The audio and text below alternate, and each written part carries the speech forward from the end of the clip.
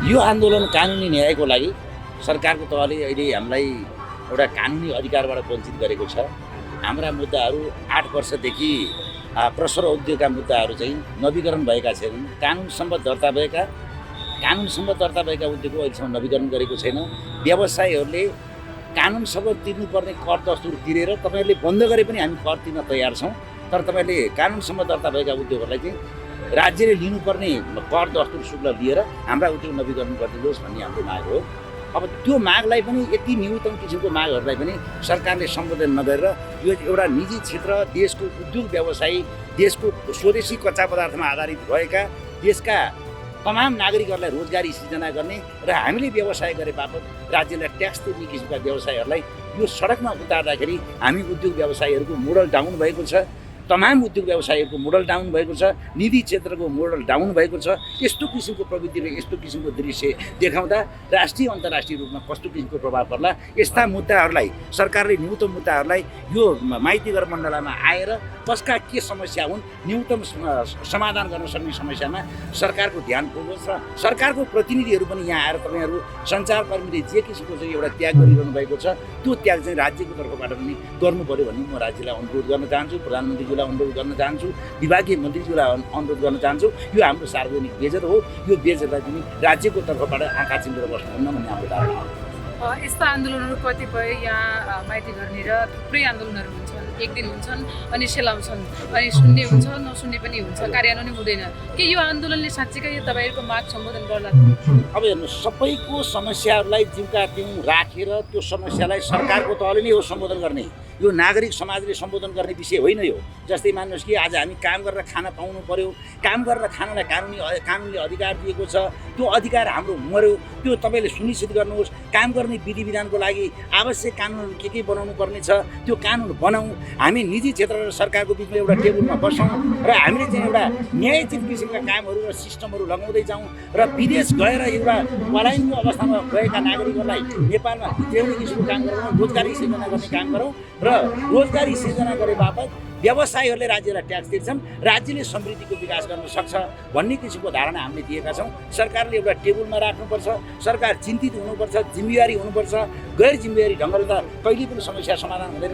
कोही सहकारीका यहाँ जस्तै देख्दाखेरि हामीले आत्मा ग्लानी भयो, हाम्रो आँखाबाट आँसु पनि रसाए। हेर्नुहोस्, अब यस्तो तमासा देखेर यस्तो चाहिँ एउटा मुलुकको नै एउटा सार्वजनिक बेइज्जत गरेर सरकारको तह चाहे राष्ट्र सेवक कर्मचारी हुन् चाहे तपाईँको चाहिँ एउटा राजनीतिक दलका मान्छेहरू हुन्, यो दृश्य हेरेर चुप लाएर बस्नुहुन्न। त्यस कारणले गर्दा यसलाई चाँडोभन्दा चाँडो जो कोहीको पनि न्यूनतम समस्याहरूलाई सम्बोधन गर्दै जानुपर्छ भन्ने हामीले सरकारलाई एउटा अनुरोध गर्ने हो, धारणा गर्ने हो, सुझाव दिने हो। तर यो काम गर्ने दायित्व चाहिँ सरकारको हो र यसको चाहिँ यस्तो किसिमको व्यवहारहरू समाजमा देखाउँदाखेरि अब सरकार भनेको हाम्रो सरकार हो होइन। हामी जस्तै सरकारमा हामी पनि सहभागी छौँ, हामीले मतदान गरेर पठाएको सरकार हो। त्यो सरकारले यस्तो दृश्य हेरेर सधैँभरि चुप लाएर बस्नुहुन्न। यो समस्या सरकारले पनि समाधान गर्नुपर्छ। पछिल्लो समयमा त सरकारको यसरी तपाईँले देखिरहनु नै भएको छ। के सम्बोधन गर्ला त सरकारले यस्ता विषयहरू? अब जिम्मेवारी साथै जस्तै मान्नुहोस् कि नागरिकका समस्याहरूलाई जिउका तिउ सडकमा थुपारेर तपाईँको सिंहदरबारमा बसेर अनि तपाईँको चाहिँ यो समस्यालाई चाहिँ एउटा सुनवाई नै नगरिकन बस्नु त कसो के लाग्छ र? हिजो जनआन्दोलन पनि यसै गरी जनआन्दोलन भएको हो। हिजो 2046को आन्दोलन पनि यसै गरी भएको होला। किनभने नागरिकहरू पीडित भइसकेपछि नागरिकले सरकारलाई गुहार लगाउने हो, सरकारसँग अनुरोध गर्ने हो, सरकारलाई सुझाव दिने हो। हाम्रो यस आन्दोलनको विषयमा चाहिँ विगत हाम्रो 8-9 वर्षदेखि नवीकरण नभएको समस्या 2019 साल माघ 11 मन्त्री परिषदले निर्णय गरेको पनि निर्णय गर्दा पनि निर्णय कार्यान्वयन नभएको हुनाले गर्दा हाम्रो एकमात्र माग के हो भने नेपाल सरकारले तत्कालीन समयमा इजाजतले सञ्चालनमा रहेका उद्योगहरूलाई नवीकरण गरिदिनु पर्ने कुरा हाम्रो माग यति मात्रै हो। अहिले तत्काल हाम्रो समस्याहरू धेरै जे भए पनि नेपाल सरकारले तत्कालीन कानुनअनुसार इजाजतले सञ्चालनमा रहेका उद्योगहरूको नवीकरण गरिदिनु पर्यो भन्ने हाम्रो माग हो। यो नेपाल सरकार छिटोभन्दा छिटो नवीकरण गर्नको लागि म अनुरोध पनि गर्दछु र नवीकरण नभएमा के हुन्छ भन्ने विषयमा पनि म यहाँलाई प्रश्न पार्न चाहन्छु।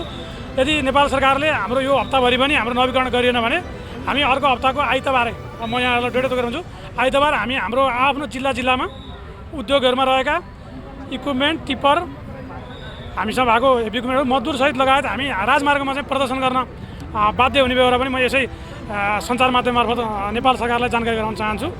र हाम्रो यो नवीकरण छिटोभन्दा छिटो गर्नको लागि सँगै मामिला तथा सामान्य प्रशासन मन्त्रालयमा हाम्रो अहिले रहेको छ। त्यो मन्त्रालयले छिटोभन्दा छिटो यो नवीकरणको प्रक्रिया अगाडि बढाओस् भन्ने अनुरोध गर्दछु। देशभरि कति उद्योगहरू छन्, नवीकरण नहुँदाखेरि तपाईँहरूलाई परेको समस्या के हो?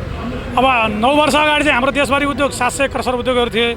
अब नेपाल सरकारले अहिलेसम्म नवीकरण नगरेर बन्द भएर अहिले हामीहरूको इजाजत लिई सञ्चालनमा रहेका, नेपाल सरकारबाट इजाजत अनुमति प्राप्त लिएर सञ्चालनमा रहेका चाहिँ हाम्रा देशभर उद्योग चाहिँ करिबन अहिले सञ्चालनमा चाहिँ 400 उद्योगहरू छन् र ती उद्योगहरू पनि अब सरकारले चाहिँ नवीकरण गरेन भने अब बन्द हुने अवस्था छ र नेपाल सरकारलाई हामीले राजस्व तिरेर नवीकरण गर्न पाऊँ भनेर पटक पटक हामीले लिखित मौखिक हामी सम्पूर्ण मन्त्रालय, मन्त्री, संसदीय समिति, अब उद्योग मन्त्रालय, सङ्घीय मन्त्रालय, प्राविधिक कार्यालय, गृह मन्त्रालय सम्पूर्णमा हामी गइसक्यौँ र उहाँले सुन्दैन भएर हामी बाध्य भएर अहिले सडकमा आएका छौँ।